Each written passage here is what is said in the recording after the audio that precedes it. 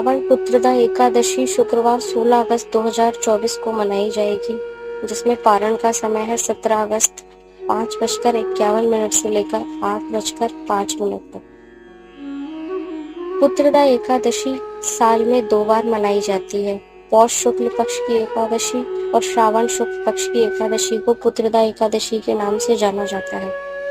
अंग्रेजी कैलेंडर के अनुसार पौष शुक्ल पक्ष की एकादशी वर्तमान में दिसंबर या जनवरी के महीने में पड़ती है, जबकि श्रावण शुक्ल पक्ष की एकादशी वर्तमान में जुलाई या अगस्त के महीने में पड़ती है।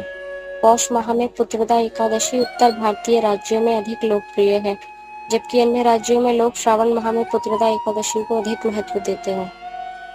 हिंदू धर्म में जन्म और मृत्यु के समय किए जाने वाले अनुष्ठानों को अत्यधिक महत्व दिया जाता है। हिंदू धर्म में मृत्यु के समय कुछ ऐसे अनुष्ठान बताए गए हैं जिन्हें केवल पुत्र द्वारा ही किया जाता है।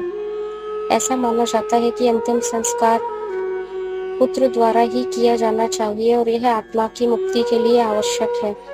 पुत्र मृत व्यक्ति की आत्मा को पृथ्वी या स्वर्ग में प्रसन्न करने के लिए नियमित श्राद्ध करने का कर्तव्य भी निभाता है। हिंदू धर्म में मृत्यु के बाद जीवन की अवधारणा में विश्वास रखने वाले दंपतियों के लिए पुत्र प्राप्ति न होना एक दुखद घटना है। पुत्र प्राप्ति की इच्छा रखने वाले दंपतियों को पुत्रदा एकादशी का व्रत अवश्य रखना चाहिए। श्रावण शुक्ल पक्ष की एकादशी को विशेषकर वैष्णव समुदाय के बीच पवित्रोपना एकादशी या पवित्रा एकादशी के नाम से भी जाना जाता है। एकादशी के व्रत को समाप्त करने को ही पारण कहते हैं। एकादशी व्रत के अगले दिन सूर्योदय के बाद पारण किया जाता है। एकादशी व्रत का पारण द्वादशी तिथि समाप्त होने से पहले करना अति आवश्यक है। यदि द्वादशी तिथि सूर्योदय से पहले समाप्त हो गई हो तो एकादशी व्रत का पारण सूर्योदय के बाद ही होता है। द्वादशी तिथि के भीतर पारण न करना पाप करने के समान होता है। एकादशी व्रत का पारण हरिवासर के दौरान भी नहीं करना चाहिए। जो श्रद्धालु व्रत कर रहे हैं उन्हें व्रत तोड़ने से पहले हरिवासर समाप्त होने की प्रतीक्षा करनी चाहिए। हरिवासर द्वादशी तिथि का पहला 1/4 समय होता है। हरिवासर द्वादशी तिथि की पहली 1/4 अवधि होता है। व्रत तोड़ने के लिए सबसे उपयुक्त समय प्रातः काल होता है।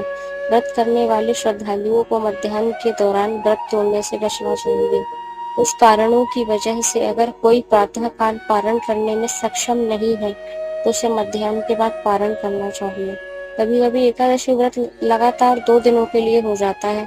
जब एकादशी व्रत 2 दिन होता है तब स्मार्त परिवारजनों को पहले दिन एकादशी व्रत करना चाहिए। दूसरे दिन वाली एकादशी को दूजी एकादशी कहते हैं। ये व्रत सन्यासियों, विधवाओं और मोक्ष प्राप्ति के इच्छुक श्रद्धालुओं को करना चाहिए। जब जब एकादशी व्रत 2 दिन का होता है तब तक दूसरी एकादशी और वैष्णव एकादशी एक ही दिन होती है। भगवान विष्णु का प्यारा और स्नेह के इच्छुक परम भक्तों को दोनों दिन एकादशी व्रत करने की सलाह दी जाती है। अगर सारी जानकारी अच्छी लगी हो तो वीडियो को लाइक करना ना भूलें। श्री राधे।